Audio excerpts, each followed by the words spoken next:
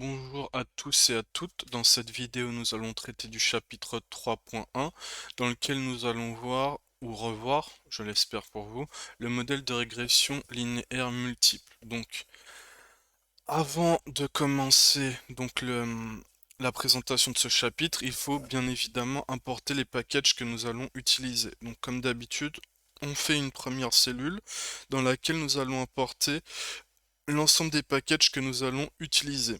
Donc nous allons importer le package NumPy, donc, qui nous permet de faire des opérations sur des arrays, le package random qui nous permet de générer des nombres aléatoires, le package matplotlib qui nous permet de faire des représentations graphiques. On va importer l'attribut linear regression du package scikit-learn model, ensuite le package Seaborn, donc pour pour les statistiques descriptives, ensuite NumPy linalg, donc pour tout ce qui est calcul matriciel également, et enfin le package statsModel.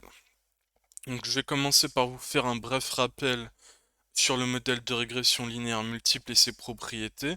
Donc le modèle de régression linéaire multiple a k variables explicatives et n observations s'écrit de la façon suivante. Donc nous avons yi qui est égal à bêta 1, donc la constante, plus bêta 2 xi2, plus bêta k xik plus ui. Donc là, on suppose qu'on a des données individuelles, donc ils sont indicés par i. Donc sous forme matricielle, notre modèle s'écrit y égale xb plus u, où y c'est un vecteur colonne de dimension n1, x est de dimension nk plus 1, bêta de dimension k plus 1, 1 et u est de dimension n1. Donc là, ce qu'on va faire pour commencer, c'est simuler des données qui respectent les hypothèses d'un modèle linéaire. Donc on va créer une variable once, donc qui est en fait un vecteur rempli de 1. Donc on utilise la fonction once du package NumPy. Ensuite, on va utiliser la fonction concatenate du package NumPy qui va nous permettre de fusionner tout simplement notre colonne de 1. En fait, on crée une colonne de 1, un vecteur de 1 pour la constante. Et on va la concaténer avec une matrice de dimension 1005. Autrement dit, une matrice qui a 5 variables aléatoires. Et donc, on obtient comment ces 5 variables explicatives? En utilisant la fonction random du package NumPy. D'accord? Donc, ensuite, on peut print x pour voir à quoi il ressemble. Donc, vous voyez bien que dans la première colonne, vous avez une colonne de 1. Et ensuite, vous avez des 5, donc 5 colonnes pour chacune, une colonne pour chacune des variables explicatives que vous avez générées. Ensuite, nous avons un bêta, d'accord, donc le vecteur des paramètres, donc, donc que l'on crée donc sous la forme d'un array. Donc on va utiliser la fonction array du package NumPy, donc qui a les valeurs suivantes. Donc la constante a la valeur 200, bêta 1 100, bêta 2 52, bêta 3 20, bêta 4 18 et bêta 5 12. Ensuite on va calculer l'endogène, donc le y. Donc c'est rien d'autre que xb plus u. On va faire le produit matriciel de x fois b. Donc on utilise la fonction dot du package NumPy, donc où on dit qu'on veut multiplier matriciellement x par bêta, et on additionne au produit de x par bêta un vecteur de dimension 1000, donc généré de manière aléatoire. D'accord? Donc c'est le terme d'erreur. Donc ensuite on peut vérifier les dimensions de nos différents arrays. D'accord? Donc on va faire .shape, donc pour avoir les dimensions, donc on va demander les dimensions de x. Donc x est de dimension 1006, b.shape est de dimension 6, et ensuite on peut tout simplement vouloir faire une représentation graphique. Donc on va utiliser la fonction la fonction plot du package plt, ok, enfin du label du package matplotlib qui a pour label plt. Donc et on va le plot, et ensuite donc c'est ce qu'on obtient ici. Donc maintenant, on va rapidement revenir sur la façon dont on calcule l'estimateur des MCO. Donc comme vous le savez normalement, l'estimateur des MCO, donc que l'on note bêta chapeau du vecteur de paramètres bêta, est obtenu en minimisant la somme des carrés des résidus. Donc autrement dit, on va minimiser E'. Donc le E' est le premier élément ici, E est le second élément ici. Et donc on peut démontrer que bêta chapeau s'écrit donc x'(x-1, x'(y). Donc ce qu'on va faire, c'est vous montrer comment on peut obtenir l'estimateur des MCO. Donc on a trois méthodes. Donc la première méthode consiste tout simplement à coder vous-même donc l'estimateur des MCO. Ok? Donc en fait, dans la pratique, vous n'allez pas avoir besoin de le faire parce que l'estimateur des MCO est bien évidemment codé dans d'autres packages dans Python. Mais en fait, c'est pour vous montrer que vous pouvez vous-même coder vos estimateurs si vous voulez soit vous lancer un défi à vous-même ou tout simplement coder un estimateur qui n'a jamais été codé. D'accord? Donc ce qu'on va faire, c'est qu'on va tout d'abord commencer par calculer x'(x-1). Donc x'(x-1), c'est la transposée de la matrice x, donc np.transpose x, qu'on multiplie par x. Et on veut inverser cette matrice, donc on va utiliser la commande linalg.inv du package numpy. Donc x1, c'est rien d'autre que x'(x-1). Ensuite, on doit tout simplement multiplier x1 par x'(y). Donc on va faire x1.dot, d'accord? Donc on va faire la multiplication matricielle de x'(x-1) par x' multiplié par y. Et donc on va obtenir le vecteur des paramètres estimés, donc le bêta chapeau. Et donc c'est ce que l'on obtient ici, d'accord? On voit bien que ça correspond aux valeurs des bêta chapeaux que nous avions spécifiées. À savoir que ce sont ces valeurs-là.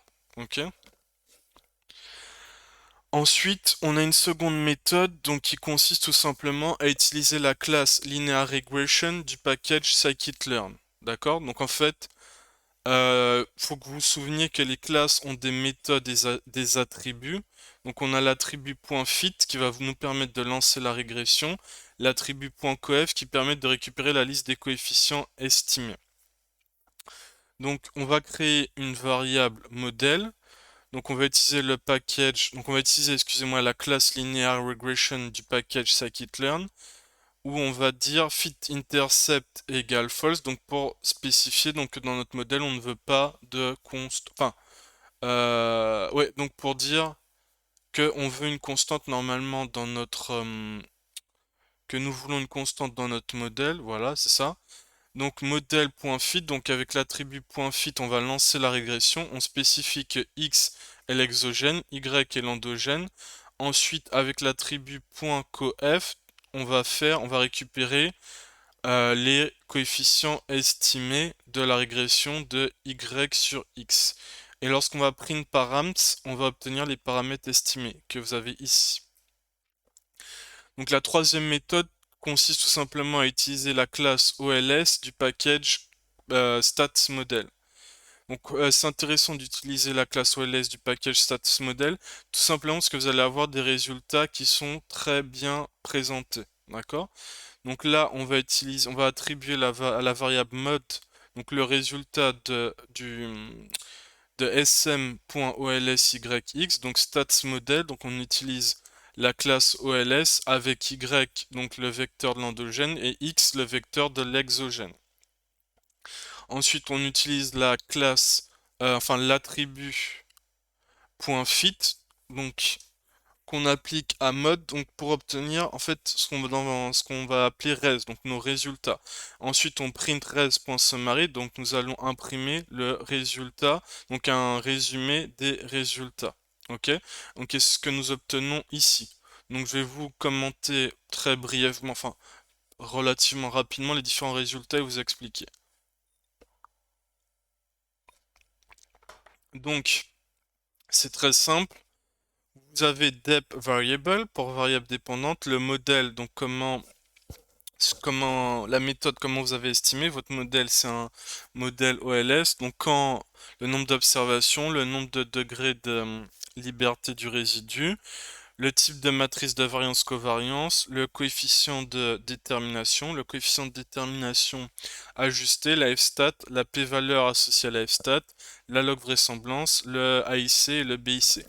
Ensuite, le tableau se lit relativement simplement. vous avez les variables ici. Ici, vous avez les coefficients. Vous avez les écarts types associés aux coefficients. Vous avez les t-stats. Vous avez les p-valeurs. Et là, vous avez les intervalles de confiance associés à chacun des paramètres. Pardon. Et ensuite, vous avez des tests de diagnostic. Vous avez le test de Durbin-Watson qui vous permet de tester pour l'autocorrélation à l'ordre 1, donc ce que vous allez voir dans une vidéo suivante, excusez-moi. Vous avez le test de Jark-Bera qui vous permet de tester la normalité. Prob-JB, c'est la p-valeur associée au test de Jark-Bera. Vous avez le Scooness et vous avez le Kurtosis, d'accord?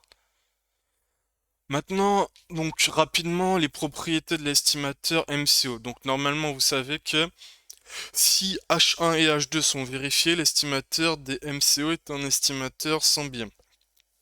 Autrement dit, en moyenne, votre estimation est égale à la vraie valeur du bêta. Mais pour ce faire, il faut que l'espérance du terme d'erreur soit nulle et que la matrice des variables explicatives soit exogène, c'est-à-dire non corrélée au terme d'erreur. Ensuite, pour que votre estimateur des MCO soit efficace, donc c'est-à-dire qu'il soit, autrement dit, enfin pour qu'il soit efficace, donc de variance minimale dans la classe des estimateurs linéaires et sans biais, en Y, il faut que vous ayez des erreurs qui sont hétéroscédastiques et non autocorrélées.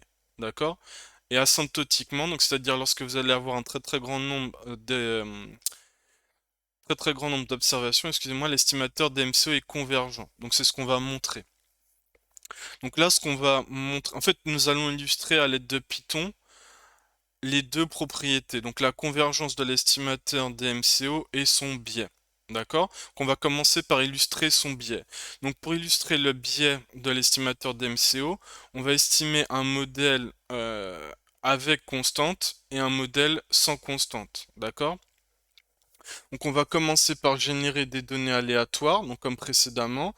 Ensuite, on a un modèle avec une constante. Ensuite, donc on va créer tout simplement une matrice de 0, de 1000 lignes et 6 colonnes.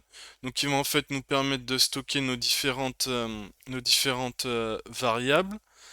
Donc ensuite, on va utiliser une boucle. Donc qui va nous permettre de calculer le Y, d'accord? Ensuite, on va représenter, on va calculer ouais, donc on va calculer donc le résidu comme vous le voyez ici, donc c'est ce qui est calculé ici. Donc on calcule le résidu pour chacune des observations et ensuite on va stocker donc nos résultats, donc nos différents résultats.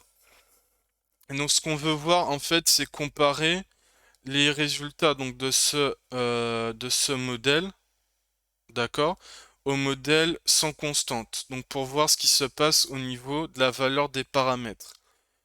Donc là, ce bout de code là vont nous permettre donc de représenter graphiquement cela, d'accord? Donc je vais vous expliquer comment nous lisons les graphes. Donc si vous voulez, nous avons un modèle pour lequel, donc ici, où le modèle et l'estimateur d'MCO est non biaisé, donc c'est le modèle où il y a la constante, et ici, à droite, c'est le modèle où l'estimateur d'MCO euh, est biaisé, d'accord? Donc, comment je sais cela? Parce que normalement, les vraies valeurs du bêta chapeau, de telle sorte que je les construis, c'est 52 et 20. Donc, vous regardez ici. Donc là, en fait, ça, c'est 52 et 20.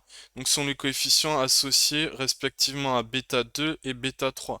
Donc, le deuxième coefficient et le troisième coefficient. Donc, ce que nous voyons, c'est très simple, c'est que il y a un biais. Donc au lieu d'avoir 52, lorsque je omets de mettre la constante dans mon modèle, j'obtiens 56. De même, bêta 3, au lieu d'avoir 20, j'obtiens 26 lorsque j'ai omis de mettre la constante.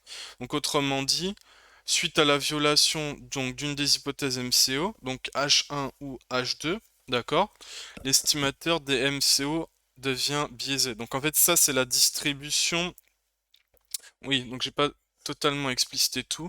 Ça, c'est la distribution du paramètre bêta 2. Et ce que vous avez, la barre que vous avez ici, donc c'est la moyenne de la distribution.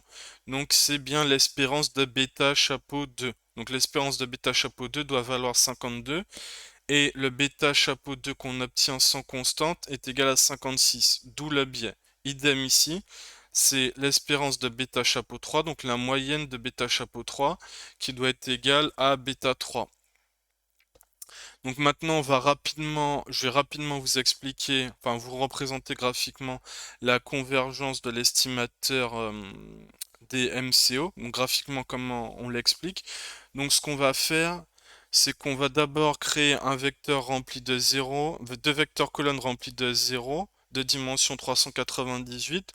Ensuite, donc nous allons utiliser une boucle, d'accord? Donc pour générer, donc boucle qui va nous permettre simplement de générer donc 398 observations pour différentes variables, d'accord? Donc notamment pour notre matrice des variables explicatives ici.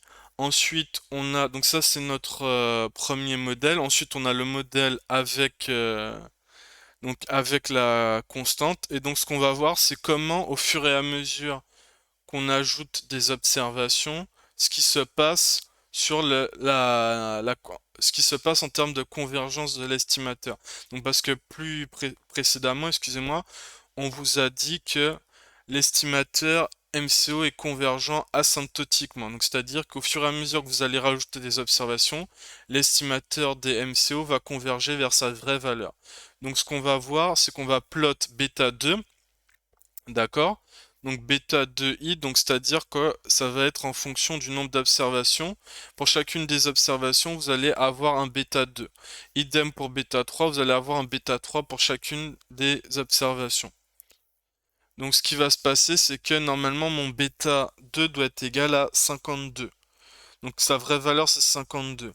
Donc et au fur et à mesure que je rajoute des observations, nous voyons que le bêta 2 converge vers sa vraie valeur, à savoir 52.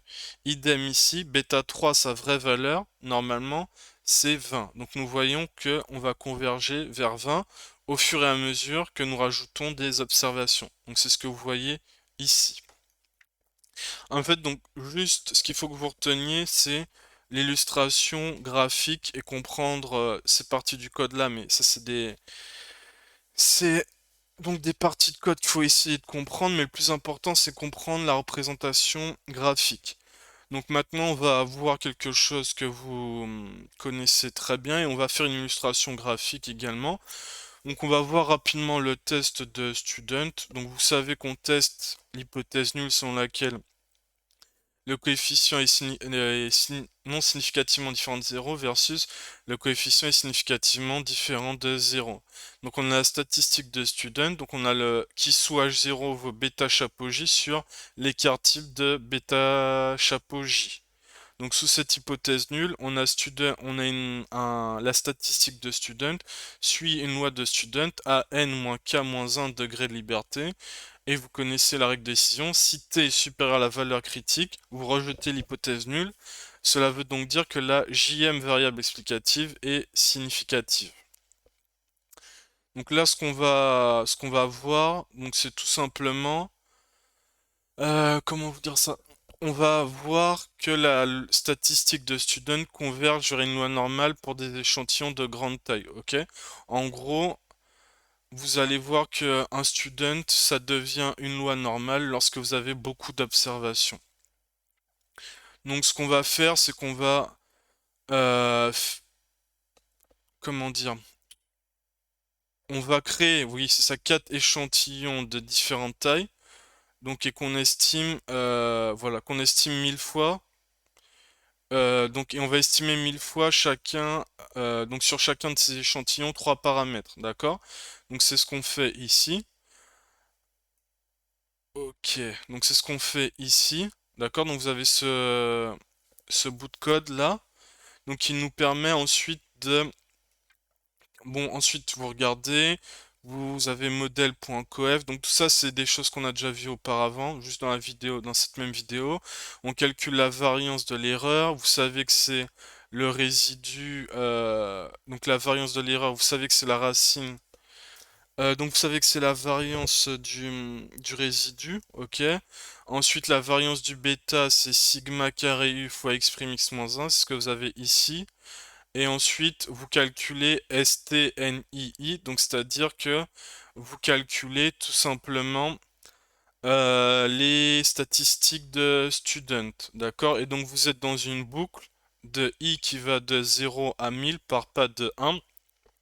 Donc c'est-à-dire que vous calculez les statistiques de student, d'accord, pour chacun des trois paramètres 1000 fois. Ok, donc vous avez trois paramètres, vous calculez 1000 t-stats pour chacun des paramètres. Et après, ce que vous allez faire, c'est que vous allez tout simplement plotter les distributions, d'accord? Donc c'est ce que vous allez faire ici. Donc ça vous permet, ce bout de code va vous permettre de montrer, de faire la distribution de la t-stat de student pour la constante, ok? Donc ce que vous voyez, c'est la chose suivante. Donc là, c'est la distribution de la constante lorsqu'on a une taille d'échantillon qui va jusqu'à donc cette taille d'échantillon là, donc on va dire petit échantillon pour faire simple, petit échantillon, moyen échantillon et grand échantillon. Donc vous voyez qu'au fur et à mesure, donc je vais dézoomer, au fur et à mesure que vous rajoutez des observations, vous voyez qu'on se rapproche d'une loi normale, ok? Donc on se rapproche d'une loi normale au fur et à mesure qu'on rajoute euh, des observations. Idem ici, donc une loi normale, ça prend la forme d'une cloche, hein, si vous vous souvenez pas. Vous voyez bien que ça s'appréhende bien, ça se représente bien par une loi normale. Ensuite, je vais vous présenter très rapidement le test de Fisher que vous connaissez déjà. Donc le test de Fisher a pour hypothèse nulle l'hypothèse selon laquelle le modèle estimé globalement non significatif contre l'hypothèse nulle selon laquelle le modèle estimé est globalement significatif. Donc en fait sous l'hypothèse nulle, le coefficient de détermination n'est pas significativement différent de 0. Tandis que sous l'hypothèse alternative, donc le coefficient de détermination est différent de 0. D'accord? Donc oui, vous pouvez aussi l'écrire de la façon suivante. Donc bêta 2 égale bêta k égale 0. Donc ça veut dire qu'aucune de vos variables explicatives, donc c'est un test de significativité jointe, donc tous vos coefs sont jointement égaux à 0, versus il y a au moins un des coefficients qui est différent de 0. Donc vous avez cette statistique de test, donc vous avez la somme des carrés contraints, donc c'est la somme des carrés sous l'hypothèse nulle, et vous avez la somme des carrés non contraints, c'est la somme des carrés lorsque H1 est vérifié, d'accord? Bon, vous savez que ça suit un Fisher à K, n-k-1 degré de liberté, et que la règle de décision usuelle s'applique. Ensuite, bon, vous connaissez également l'analyse de la variance. Donc nous savons que la somme des carrés totaux, c'est la somme des carrés expliqués plus la somme des carrés résiduels. Donc la somme des carrés totaux, donc elle est soit donc la somme des carrés totaux, donc c'est ce qu'on doit expliquer, donc c'est la variance expliquée, donc qui est expliquée par la variance, donc par la somme des carrés expliqués, la somme des carrés résiduels. Bon là vous voyez qu'il y a une coquille, parce que la somme des carrés totaux doit être là, la somme des carrés expliqués doit être là, et la somme des carrés résiduels doit être là. Donc ça, c'est ce qu'on appelle l'équation d'analyse de la variance, et vous savez également que l'équation d'analyse de la variance nous permet de définir le coefficient de détermination, qui est le rapport entre la somme des carrés expliqués et la somme des carrés totaux, ou 1 moins la somme des carrés des résidus sur la somme des carrés totaux. Et vous savez donc que le coefficient de détermination, c'est un indicateur de la qualité d'ajustement de votre modèle. Donc il est compris entre 0 et 1, et plus il se rapproche de 1, plus votre modèle sera de qualité. Donc vous êtes peut-être quelque peu surpris par cette statistique de test de Fisher, mais ne vous inquiétez pas, vous avez aussi la statistique usuelle que vous avez dû voir en économétrie, à savoir la statistique de Fisher, donc c'est R carré divisé par K, 1 moins R carré divisé par N moins K moins 1. Donc tout cela, donc que nous avons vu, maintenant que nous avons vu, revu, excusez-moi, les bases du modèle de régression linéaire multiple, nous allons passer une petite application dans une autre vidéo. Je vous remercie pour votre attention.